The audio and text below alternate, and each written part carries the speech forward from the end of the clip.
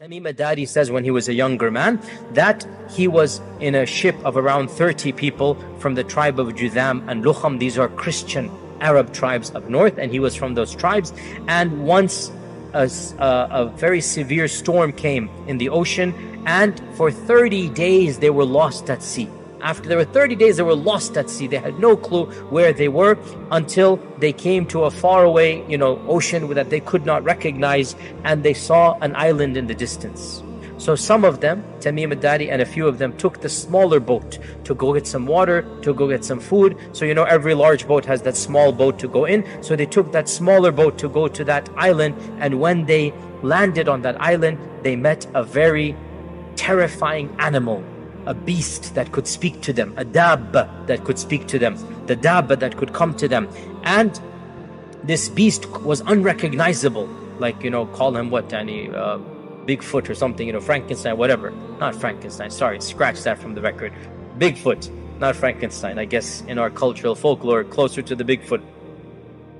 Although the hadith did not describe him, it simply says a beast that's very hairy, just nothing but hair, and could speak. And Tamim saw this and his people, and they were terrified. And the beast said, "Come with me. I'm going to take you to my owner or my master." And they went to this island, and they went to this cave where they saw a man larger than any man they have ever seen. And the man was tied up in a more severe manner than any man they have ever seen. And the man then began to ask a number of questions. And it goes like, 10 questions or so. I'm not going to go to all of them. And they were so terrified, they just responded one after the other. And until in the end, the last question was, of the questions, the Tabariya Sea, is it still there? This well, is it giving water? This land, is it still cultivated? And they answered yes, yes, yes. And always the answer was, a time will come when there shall be no water in that lake. A time will come when this well will be dry. A time will come when this land that you consider to be very beautiful and green will be completely barren. So he's giving predictions in the future.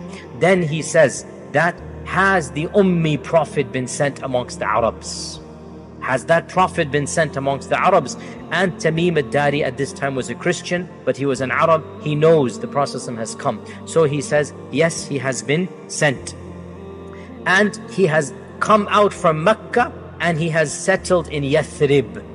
Because he didn't call it Medina, because only Muslims called it Medina. For those 10 years when Islam was spreading, Yathrib and Medina were the same name, as you know, the same city. And the Muslims called it Medina, and the Munafiqun and the pagans called it the old name Yathrib. And that is why we are not allowed as Muslims to call it Yathrib unless we describe it that this is the pre-Islamic name. In any case, so because the Prophet said they call it Yathrib and it is Medina. They call it Yathrib, so we do not call it Yathrib as a name. In any case, so Tamim ad-Dari said he has settled in Medina. The Dajjal says, did the Arabs fight him? They say yes. So he says, who won? They say sometimes he wins and sometimes the Arabs wins, meaning the Uhud. Uhud, they say, was a loss, even though Uhud was not a loss. From our perspective, Uhud was a stalemate. It was not a loss, but the Quraysh interpreted it as a loss. Dajjal then said, if there is good in the Arabs, they should follow him. And I will tell you about me. I am the Masih. And it is only a matter of time before I am let loose.